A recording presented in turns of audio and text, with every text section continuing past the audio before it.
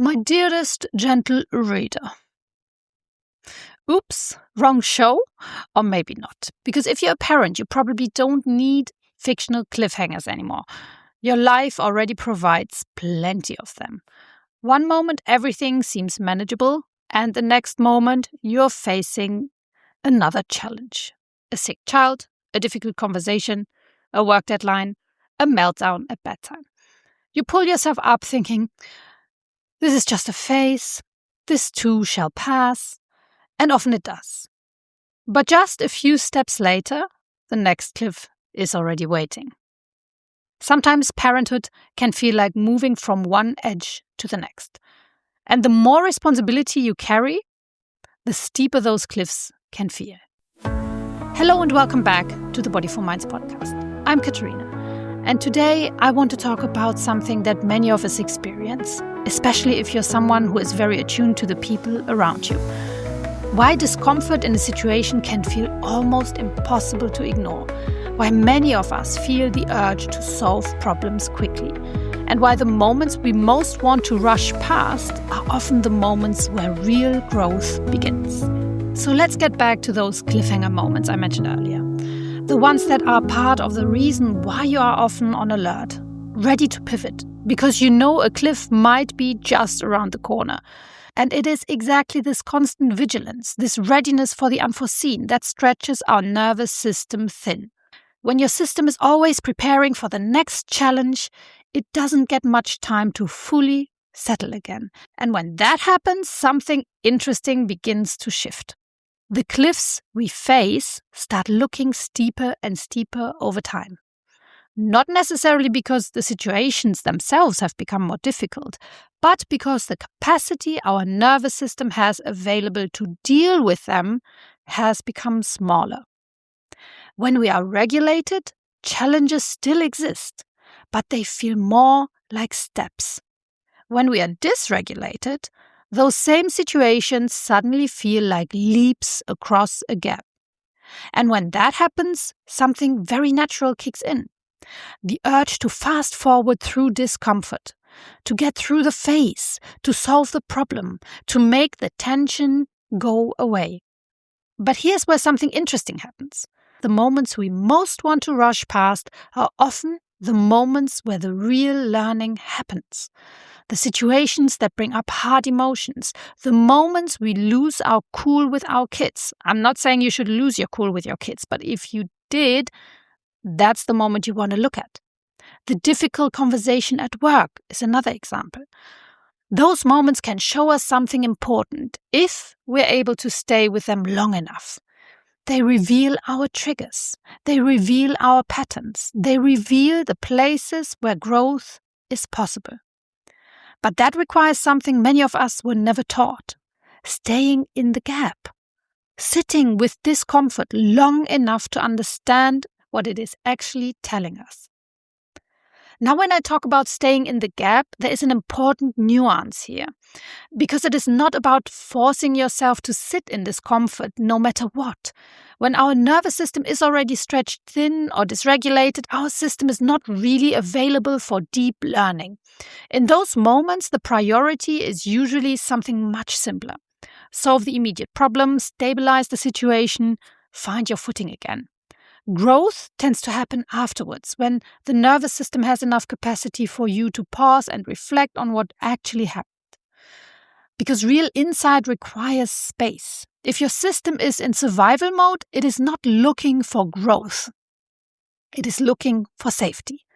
So the goal is not to make the gap bigger or harder. The goal is to build a nervous system that can recover and regulate more easily so that you have the capacity to stay in the gap when it actually matters. Because the urge to fix situations quickly is often not just about the problem itself, but about how much capacity your nervous system still has. And when that capacity is low, the impulse to solve things quickly can become very strong. And I personally know that impulse very well. My mind genuinely enjoys solving problems. My own, my family's, but also just generally for other people.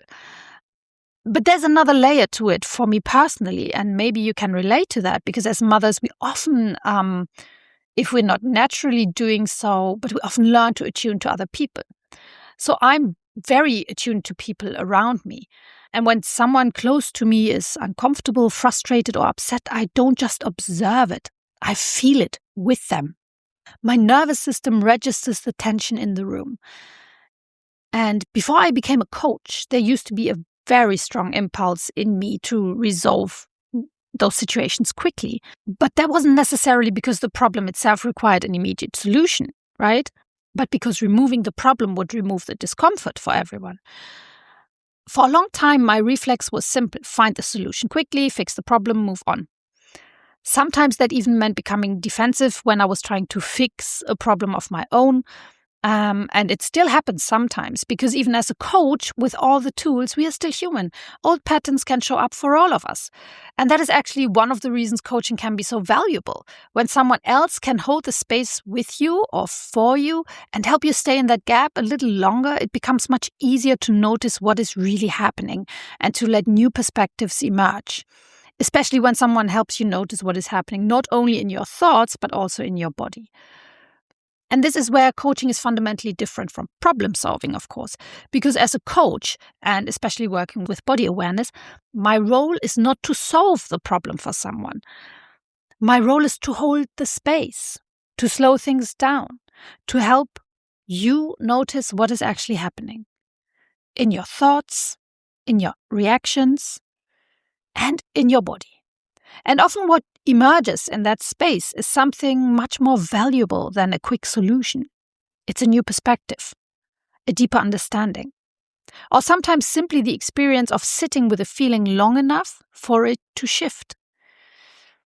In coaching, it's very often about teasing out what is already there, not by pushing for answers, but by creating enough safety and space for insight to surface. Because quick solutions often close a door. But curiosity keeps it open long enough for real learning to happen. And this is where reconnecting with your body becomes so powerful, because when you begin to rebuild that connection, something else grows too. Capacity. Your nervous system slowly learns that discomfort does not automatically mean danger. You learn to stay present just a little longer, long enough to notice what is really happening, long enough to respond instead of react, and most importantly, long enough to move through those moments without feeling completely depleted afterwards. Growth rarely happens by pushing past the difficult parts. It happens when we understand where we are standing. After all, how can something grow if it doesn't know where its roots are?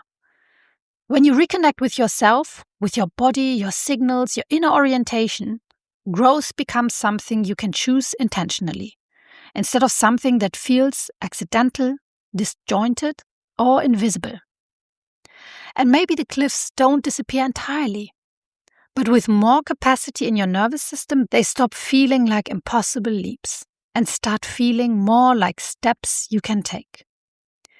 If this resonates with you, this is exactly the work we explore inside Bodyful Minds, learning to reconnect with yourself so you can step into the gap with more clarity, steadiness, and trust in your own signals.